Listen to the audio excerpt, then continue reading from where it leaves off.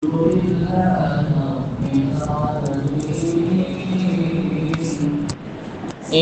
الله وملائكته يصلون على النبي يا أيها الذين آمنوا صلوا عليه وسلموا تسليما اللهم صل على سيدنا ومولانا محمد وعلى آل سيدنا ومولانا محمد وبارك وسلم عليه مولاي صل وسلم دائما أبدا على حبيبك خير الخلق كلهم يا رب بالمصطفى بلغ مقاصدنا يا رب بالمصطفى بلغ مقاصدنا واغفر لنا ما مضى يا واسع الكرم بندے پروردگار امت احمد نبی دوست دار چار یارم تابع اولاد علی مذہب حنفیہ دارم ملت حضرت خلیل خاک پائے غوث اعظم زیر سایہ ہر ولی صدیق عکس حسن کمال محمد است پابو تو دل جاؤ جلال محمد است عثمان ضیاء شمع جمال محمد است حیدر بہار باغ خصال محمد است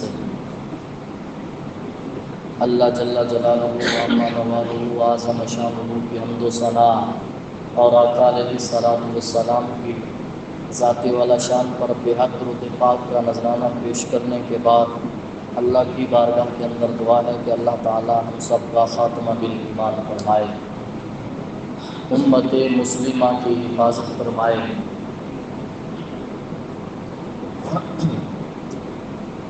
یہ 25واں پارہ سورہ زمر نہیں سپارہ ہوگا سورہ زمر ہے اور آیت نمبر 53 ہے۔ اللہ تبارک و تعالیٰ فرماتا ہے قل یا عبادی الذین اسرفوا علی انفسہم۔ میں ایک ایک لفظ کا ترجمہ آپ کو بتاتا ہوں۔ قل آپ فرمائیے، یا اے عباد بندے، یا میرے، یا کا معنی ہوتا ہے میرے متکلم کی ضمیر ہے۔ اے محبوب آپ فرما دیجئے اے میرے بندے۔ تو یہ قرآن کا قاعدہ ہے، اکثر عمومی، یہ کلیہ نہیں ہے، اکثریہ ہے۔ وہ یہ ہے جہاں اللہ قرآن میں عباد کا لفظ فرماتا ہے وہاں سے مراد مومن ہوتے ہیں۔ جہاں اللہ عباد لفظ فرماتا ہے، یہ تفسیر روح البیان، روح المعانی، تفسیر کبیر کے اندر، یہ 3 تفسیروں کے اندر یہ بات موجود ہے کہ جہاں اللہ عباد فرماتا ہے وہاں سے مراد ہوتے ہیں مومن۔ اب ترجمہ کیا بنے گا؟ فرما دیجئے اے میرے مومن بندو، اے میرے مومن بندو۔ فرمانا کیا ہے؟ وہ مومن کون سے ہیں؟ ابھی فرمان نہیں آیا، آپ فرما دیجئے۔ ابھی کن کو فرمانا ہے؟ ان کی شان ہے، ان کی صفات ہیں۔ میرے مومن بندے کون ہیں؟ الذین، یہ اسم موصول ہے، جمع مذکر کے لیے آتا ہے، وہ جو جمع مذکر ہو۔ الذین اسرفوا علی انفسہم، میرے وہ مومن بندے جو اپنی جانوں پر ظلم کر بیٹھے ہیں۔ انفسہم، اپنے آپ پر، ذات پر۔ وہ مال بےہودہ خرچ کر کے ظلم کیا ہے یا گناہ کر کے اپنی جانوں پہ ظلم کر بیٹھے ہیں؟ اے محبوب آپ ان کو فرما دیجئے۔ اب قل کا مقولہ اب آ رہا ہے، فرمانا کیا ہے؟ وہ یہ ہے، اللہ فرماتا ہے لا تقنطوا من رحمت اللہ، یہ ان کو فرما دیجئے جو اپنی جانوں پہ ظلم کیے ہوئے ہیں، اے محبوب فرما دو رب کی رحمت سے نا امید نہ ہو۔ اچھا میں زیادہ نقطے کی طرف نہیں جاتا، تفسیر کبیر کے اندر یہ بات موجود ہے، انہوں نے یہاں پر 10 نقطے بیان کیے ہیں، 10 دلیلیں دی ہیں۔ امام فخر الدین رازی فرماتے ہیں اللہ فرماتا ہے من رحمت اللہ، اللہ کی رحمت سے۔ اب رب کی رحمت کا اندازہ کیسے لگائیں؟ تو فرماتے ہیں اللہ رب کے ناموں میں سے عظیم نام ہے، رب کے ناموں میں سے جلیل نام اللہ ہے۔ کہتے ہیں رب نے رحمت کی اضافت کی اللہ کی طرف، تو جتنا رب عظیم ہے اتنا رب کی رحمت عظیم ہے، جتنی وہ رب عظیم ہے اتنی اس رب کی رحمت وسیع ہے، اتنی اس رب کی رحمت عظیم ہے۔ ایک مرتبہ نا حضرت عبداللہ بن مسعود مسجد میں گئے، ایک باعث جہنم کا تذکرہ کر رہا تھا، لوگوں کو بڑا ڈرا رہا تھا۔ آپ نے فرمایا جہاں تو یہ ڈرا رہا ہے تو لوگوں کو رب کی رحمت سے نا امید کیوں کر رہا ہے؟ آپ نے فرمایا پتہ نہیں ہے قرآن ہے لا تقنطوا من رحمت اللہ، تو مسلسل جہنم کے سے خوف سے ڈرانا، خوف دلانا، یہ حدیث ہے، قرآن کا حصہ ہے، لیکن اتنی ڈرا دینا لوگ نا امید ہو کر بیٹھ جائیں، اسلام اجازت نہیں دیتا۔ اتنی ڈرا دینا لوگ رب کی رحمت سے نا امید ہو کر مسجد چھوڑ دیں، میری تو بخشش ہے ہی نہیں، میری بخشش ہے نہیں، میں تو کب کا بے نماز ہوں، اللہ اتنے گناہوں کو بخش سکتا ہے۔ اللہ فرماتا ہے جتنا یہ نام عظیم ہے اتنی رب کی رحمت عظیم ہے۔ وہ کیا ہے؟ لا تقنطوا من رحمت اللہ، اللہ کی رحمت سے نہ۔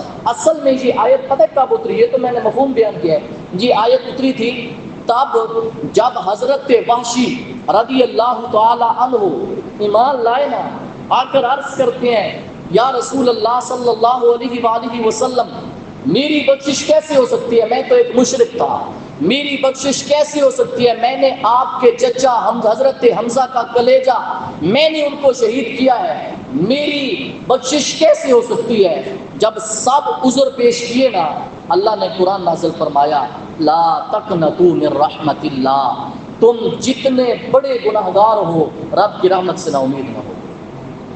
تو جو آج بے نماز ہونے کی وجہ سے مسجد سے باہر بیٹھے ہیں وہ اتنے گناہ تو نہیں کر بیٹھے کہ رب کی رحمت سے نا امید ہو جائیں۔ اللہ فرماتا ہے کرو کیا؟ ان اللہ یغفر الذنوب، اچھا یہاں تک اللہ بات کہہ دیتا نا بے شک اللہ گناہوں کو بخش دیتا ہے تو کافی تھا، لیکن اللہ فرماتا ہے جمیعا، تم میری بارگاہ میں آ کے سر سجدے میں جھکا کر تو دیکھو میں رب سارے گناہ معاف کر دوں گا، تم میری بارگاہ میں آ کر تو دیکھو میں رب تمہارے سارے گناہوں کو بخش دوں گا۔ اللہ فرماتا ہے میں کیوں بخشوں گا؟ انہ هو الغفور الرحیم، چونکہ میری شان ہی یہی ہے میں بندوں کو بخشتا بھی ہوں، میں بندوں پہ رحم بھی فرماتا ہوں۔ اچھا رب کی رحمت کتنی ہے؟ اللہ نے اپنی رحمت کے 100 حصے پیدا کیے، 100 حصے پیدا کیے، اس میں سے ایک حصہ آدم سے قیامت تک لوگوں کو دیا، ایک حصہ۔ یا اللہ باقی رحمت کے 99 حصے کدھر کرے گا؟ اللہ فرماتا ہے قیامت کے دن مومنوں پہ کھول دوں گا، قیامت کے دن وہ اپنی رحمت کے 99 حصے میں مومنین پہ کھولوں گا۔ تو پھر بتاؤ کون سا مومن ہوگا جو جہنم میں جائے گا؟ میں یہ نہیں کہہ رہا جنت کی ٹکٹ دے رہا ہوں، میرا نظریہ اور عقیدہ یہ ہے جتنا گناہ کبیرہ ہو اگر توبہ کر کے انسان مر گیا، اس دنیا سے چلا گیا، قیامت کے دن سزا بھگت کر جنت ضرور جائے گا۔ چونکہ نظریہ عقیدہ یہ ہے، حضور پاک فرماتے ہیں قیامت کے دن اللہ تبارک و تعالیٰ فرمائیں گے اے آدم اپنی ذریت سے نکالو اور جنت میں لے جاؤ، تو پھر کتنوں میں سے صرف ایک نکلے گا، لیکن حدیث کے الفاظ ہیں، فرمایا من قال لا الہ الا اللہ داخل الجنہ، فرمایا رائی برابر بھی ایمان ہوگا وہ شخص جہنم سے نکل کر جنت میں آئے گا۔ تو رائی برابر بھی ایمان جس کے دل میں ہو وہ نماز نہیں چھوڑتا، رائی برابر بھی ایمان جس کے دل میں ہو۔ اور حدیث پاک سنیں، میں نے آیت کا ترجمہ کیا لیکن ایک بار ساری آیت کا ترجمہ دہراتا ہوں۔ اے محبوب آپ فرما دیجئے اے میرے مومن گنہگار بندو، اے میرے مومن گنہگار بندو، لا تقنطوا من رحمت اللہ، اللہ کی رحمت سے نا امید کبھی نہ ہونا۔ ایک تو یہ ہے، قرآن میں ایک اور جگہ آتا ہے لا تیأسوا من روح اللہ، اللہ کی رحمت سے نا امید نہ ہو۔ وہ وجہ کیا ہے؟ چونکہ رب کی رحمت سے نا امید کافر ہوتے ہیں، مومن نہیں ہوتے۔ تو یہ اس پر تائید پیش کی ہے۔ اللہ فرماتا ہے ان اللہ یغفر الذنوب جميعا، اے مومنو میرے بندو۔ اچھا لفظ اللہ نے نا عبودیت کا فرمایا، اے میرے بندو، چونکہ عبودیت ذلت کو کہتے ہیں، عبودیت مسکنت کو کہتے ہیں۔ اللہ فرماتا ہے تم اپنے آپ کو ذلت کے ساتھ میرے آگے جھکا دو، میں رب غفور الرحیم بن جاؤں گا۔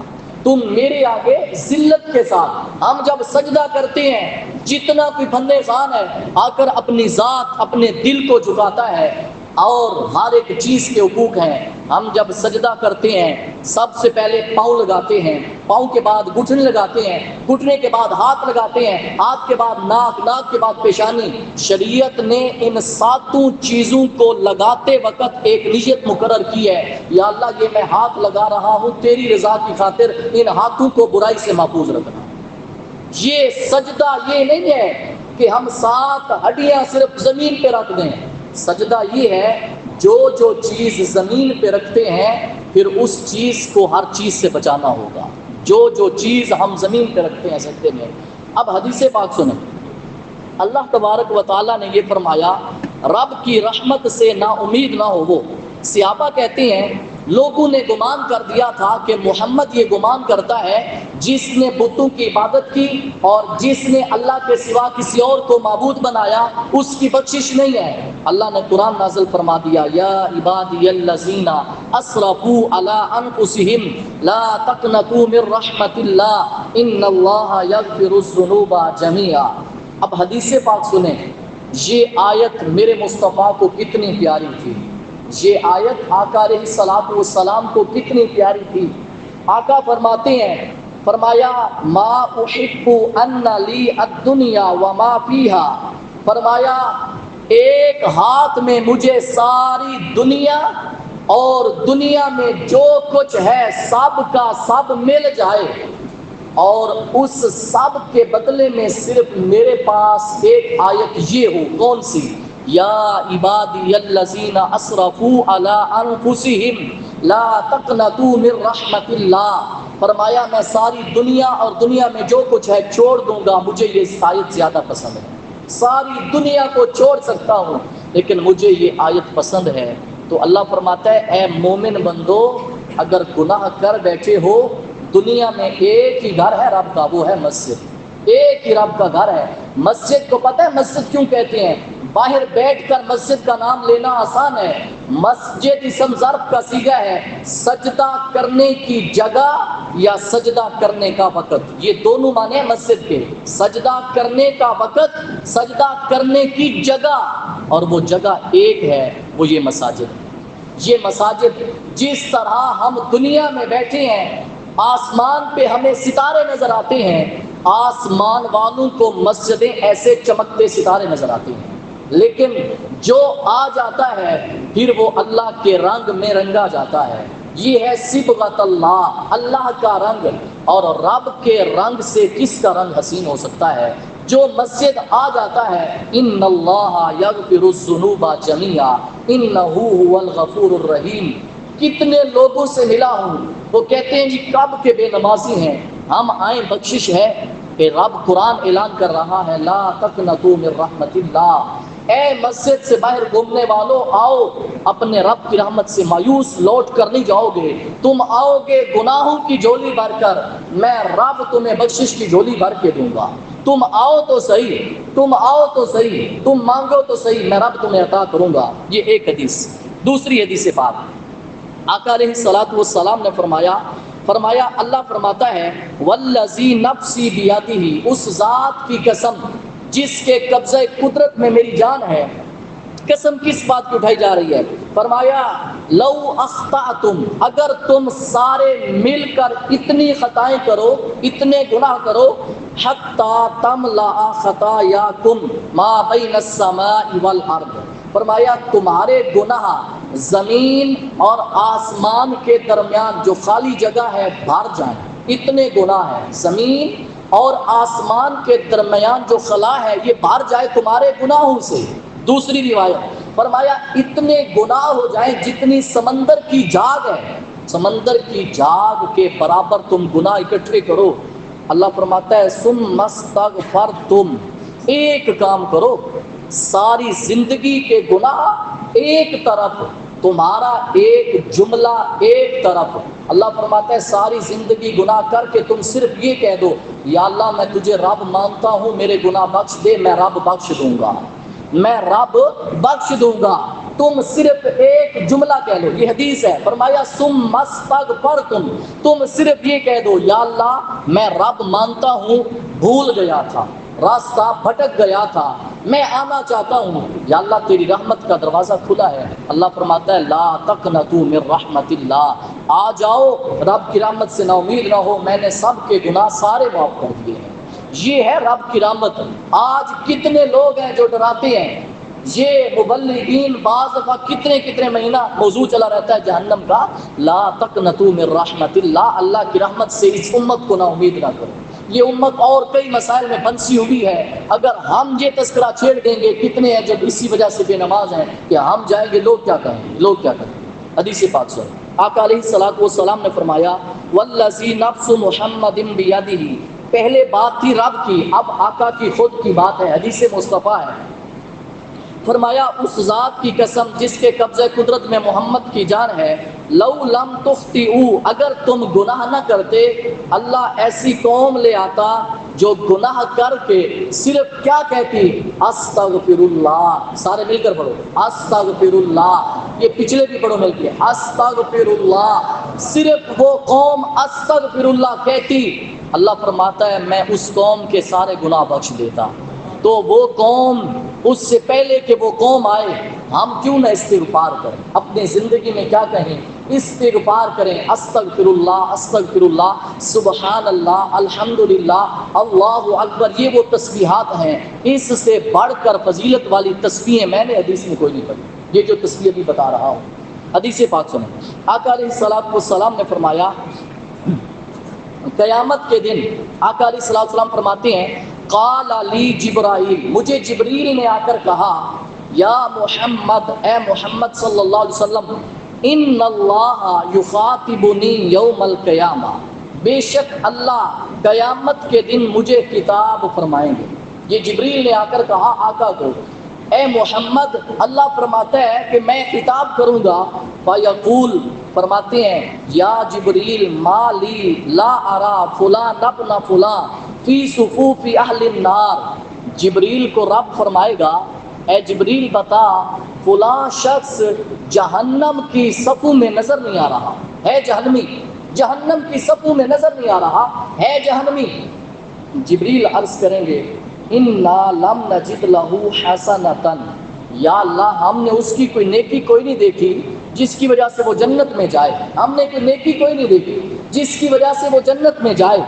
اللہ فرمائے گا انی سمعتہ فی دار الدنیا، میں نے سنی ہے، اے جبریل جو تم نے نہیں سنا میں نے سنا ہے، میں نے اپنے بندے سے سنا ہے، اس نے دنیا میں کہا تھا یا حنان یا منان، یہ آپ نے میرے ساتھ مل کر پڑھنا ہے، یا حنان یا منان، اے احسان کرنے والے، یا حنان یا منان۔ اللہ فرماتا ہے جبریل جو تو نے نہیں سنا میں نے سنا ہے، اپنے بندے کی لب پہ وہ ذکر جاری تھا۔ اب ہوا کیا، فَأْتِهِ فَاسْأَلْهُ فَيَقُولُ وَهَلْ مِنْ حَنَّانٍ وَمَنَّانٍ غَيْرِي، اے جبریل جاؤ اس بندے سے پوچھ کر آؤ، آج آخرت کے دن کوئی حنان اور منان کے سوا تیرا اور بھی ہے، کوئی حنان اور منان کے سوا تیرا کوئی اور بھی ہے، اے جبریل جا کر پوچھ کر آؤ۔ بندہ عرض کرے گا یا اللہ آج حنان بھی تو ہے، منان بھی تو ہے، غفار بھی تو ہے، رحیم بھی تو ہے، جبار بھی تو ہے، اللہ فرمائے گا اے جبریل جہنم کی صفوں سے نکال کر جنتیوں کی صفوں میں ڈال دو۔ جنتیوں کی صفوں میں چلا جائے گا وہ شخص جو رب کی رحمت سے نا امید نہیں ہوا، وہ شخص لا تقنطوا من رحمت اللہ، اللہ کی رحمت سے نا امید کبھی نہیں ہونا چاہیے۔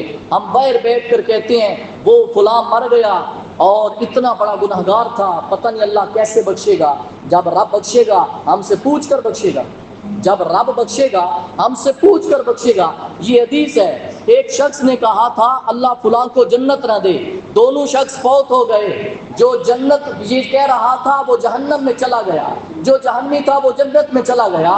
بعد میں خواب میں دیکھا کہ تو جنتی اور جہنم میں، وہ جہنمی جنت میں، اور رب نے فرمایا چونکہ اس نے میرے اختیار پہ ڈاکہ ڈالا ہے، میرے اختیار پہ۔ یہ کس کو اختیار ملا ہے کہ تم کہو فلانا جنتی ہے فلانا جہنمی ہے؟ یہ اختیار اللہ نے کسی کو نہیں دیا۔ اللہ نے عمل بتائے ہیں الا الذین آمنوا وعملوا الصالحات۔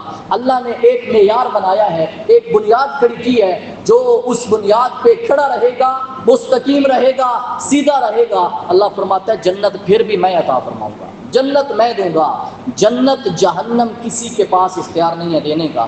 حدیث پاک سنیں، آقا علیہ الصلوۃ والسلام کے صحابی ہیں حضرت زید بن اسلم رضی اللہ تعالی عنہ، کہتے ہیں ان رجلا کان فی الامم الماضیہ، ایک شخص تھا پچھلی امتوں میں، وہ کرتا کیا تھا؟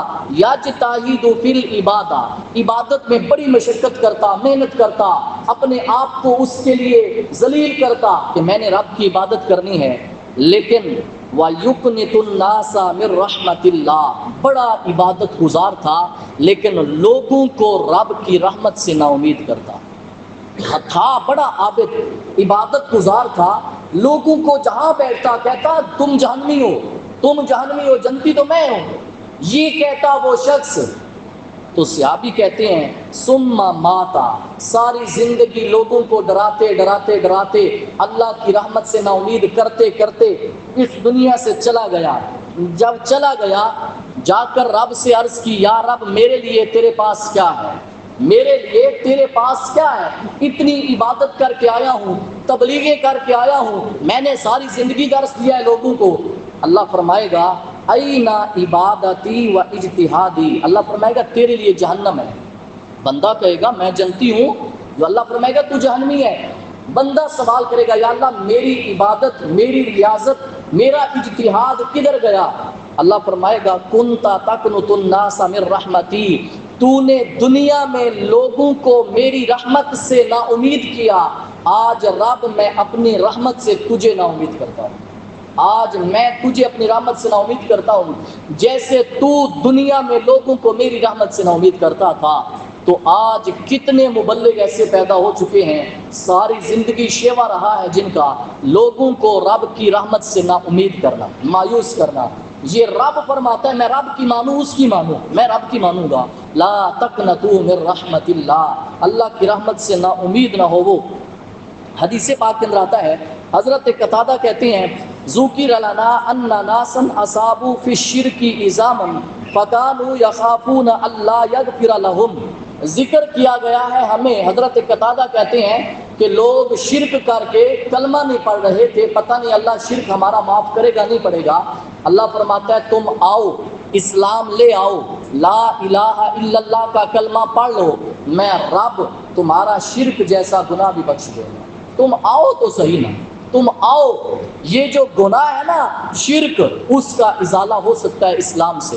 حدیث پاک ہے الاسلام یجب ما قبلہ، اسلام پچھلی تمام زندگی کے گناہوں کو مٹا دیتا ہے، اسلام پچھلی زندگی کے تمام گناہوں کو مٹا دیتا ہے۔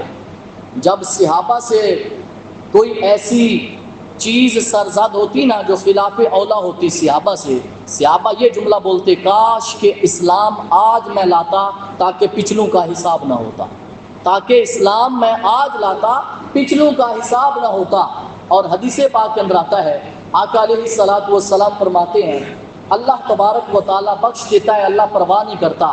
ایک شخص گناہ کرتا ہے اور گناہ کر کے کہتا ہے یا اللہ میری بخشش فرما دے، آ کر مسجد میں بیٹھ جاتا ہے یا اللہ میری بخشش فرما دے، اللہ فرماتا ہے علم عبدا ان لہ ربا یغفر الذنب، کیا میرا بندہ جانتا ہے اس کا کوئی رب ہے جو اسے مواخذہ کر سکتا ہے؟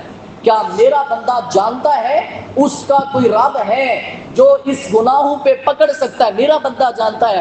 اللہ فرماتا ہے فرشتوں گواہ ہو جاؤ، جس گناہ کی معافی مانگنے آیا ہے میں نے بخش دیا ہے، جس گناہ کی معافی مانگنے آیا ہے میں نے وہ بخش دیا ہے۔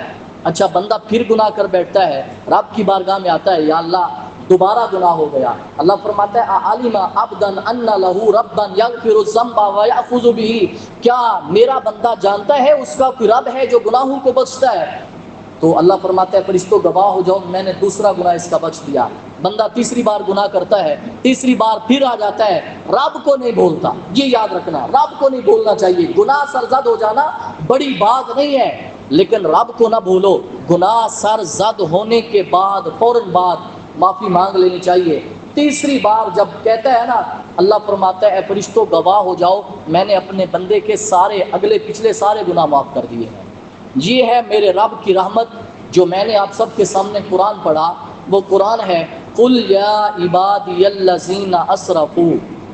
اب ذرا قرآن کا انداز تو دیکھو، اتنی ایک باپ پیار سے بیٹے کو نہیں پکارتا جتنی رب اپنے بندوں کو پیار سے بلا رہا ہے، جتنی رب اپنے بندوں سے پیار کرتا ہے۔ وہ کیسے؟ اللہ فرماتا ہے اے محبوب فرما دیجئے۔ محبوب ہیں فرمانے والے، کن کے ذریعے فرمایا؟ رسول اللہ کے ذریعے۔ فرماؤ کیا؟ یا عبادی الذین، اللہ ڈائریکٹ کہہ سکتا تھا اے محبوب ان کو بول دو میری رحمت سے نا امید نہ ہو۔ اللہ نے فرمایا ایسے نہیں بولنا، ان کو یہ کہنا ہے اے میرے مومن گناہگار بندو، اے میرے مومن گناہگار بندو، کوئی بات نہیں، جانوں پہ ظلم کر بیٹھے ہو، آ جاؤ، لا تقنطوا من رحمت اللہ، اللہ کی رحمت سے نا امید نہ ہو۔ وہ کیوں؟ ان اللہ یغفر الذنوب جميعا، اللہ تمہارے سارے گناہ بخش دے گا، انہ هو الغفور الرحیم، بے شک وہ بخشنے والا رحم کرنے والا ہے۔ یہ جو میں نے آپ کے سامنے آج سورت کی تلاوت کی اور اس کی تھوڑی سی تفسیر کی ہے، یہ سورہ زمر ہے، آیت نمبر 53 ہے۔ سورہ زمر کے اندر یہ آیت موجود ہے، قل یا عبادی الذین اسرفوا، بلا رہی ہے اے مسجد سے باہر باتیں کرنے والوں، آؤ مسجد میں سر جھکا کے رب سے معافی مانگو، آؤ سجدوں کی لذت سے رب کو منا لو، اس سے پہلے کہ جب تم مانو وہ رب نہ مانے۔ آج رب کو منا لو، جتنا بڑے سے بڑا گناہ ہے، رات کو اٹھ کر 2 رکعت نماز پڑھو، اسے کہتے ہیں صلاۃ الاستغفار، استغفار کی نماز، اپنے گناہوں کی معافی۔ کبھی تو ایسا ہونا چاہیے، کبھی تو ایسا ہونا چاہیے۔ وہ تنبیہ المبترین کے اندر یہ بات موجود ہے، ایک بزرگ سوئے ہوئے تھے، رات کو بیٹے نے بابا سے پوچھا اے ابا جان اس وقت سب لوگ سوئے ہوئے ہیں اور آپ جاگ رہے ہیں، اس کی وجہ کیا ہے؟ باپ نے جواب دیا اے بیٹے جہنم میرا پیچھا کر رہی ہے، تو جس کے پیچھے جہنم لگی ہو اس کو آرام کی نیند کیسے آ سکتی ہے؟ وہ آرام کی نیند کیسے سو سکتا ہے؟ ہر نماز سے پہلے جہنم کی آگ میرا پیچھا کرتی ہے، جب نماز پڑھتے ہیں وہ نماز جہنم کی آگ کو بجھا دیتی ہے۔ اب یاد رکھیں ہم اپنی اولادوں کو لائیں، ہم خود بڑے مضبوط ہیں، اولاد کے معاملے بڑے کمزور ہیں، جس کو کہیں وہ اپنی مجبوریاں پیش کرتا ہے، یہ مجبوری ہے اپنی اولادوں کو اپنی زندگی میں ہم جس طرح نہیں دیکھتے میری اولاد میری زندگی میں میرے جیسی ہو جائے اور مجھ سے بڑھ جائے، تو ہم کیوں نہیں دیکھتے میں بے نمازی ہوں میرا بچہ نمازی بن جائے؟ میں یہ کیوں نہیں سوچتا میں نمازی ہوں میرا بچہ مؤذن بن جائے؟ میں نمازی ہوں میرا بچہ قرآن کا ترجمہ یاد کر لے، قرآن کی تلاوت ساری زندگی کرتے رہیں، مقصد حل نہیں ہوگا جب تک قرآن کا ترجمہ نہیں پڑھیں گے، یہ یاد رکھنا۔ یہ اس بات پہ کسی کو اعتراض پیش کر سکتا ہے، ساری زندگی گھروں میں قرآن رہے برکت ہے، ساری زندگی لفظ پڑھتے رہے پتہ نہیں کیا کہتے رہے، جب تک قرآن کا ترجمہ نہیں پڑھیں گے تب تک اپنی زندگی کا مقصد سمجھ نہیں پائے۔ زندگی کا مقصد کون سمجھاتا ہے؟ قرآن۔ وما خلقت الجن والانس الا لیعبدون، اے انسان تجھے پیدا کیا اپنی عبادت کے لیے، یا اللہ عبادت کریں یا رزق کمائیں، کھائیں کہاں سے؟ اگر عبادت کریں تو پھر کھائیں کہاں سے؟ اللہ فرماتا ہے وما من دابۃ الا علی اللہ رزقها، اللہ فرماتا ہے عبادت تم میری کرو، رزق کا ذمہ مجھ پہ چھوڑ دو۔ عبادت میری کرو، رزق کا ذمہ مجھ پہ چھوڑ دو۔ آج کیا ہے ہر کسی کے، کھائیں کہاں سے؟ اللہ فرماتا ہے کھانے کی ٹینشن نہ لو، کھانا تو اس کو دیتا ہوں جو مجھے مانتا نہیں ہے۔ اے مومنو تم مانتے ہو، تم صرف مان کے مسجد میں آ کر عبادت کرو، میں رب تمہارے سامنے نعمتوں کے انبار لگا دوں گا۔ دعا ہے اللہ تعالی ہم سب کو ملکی کو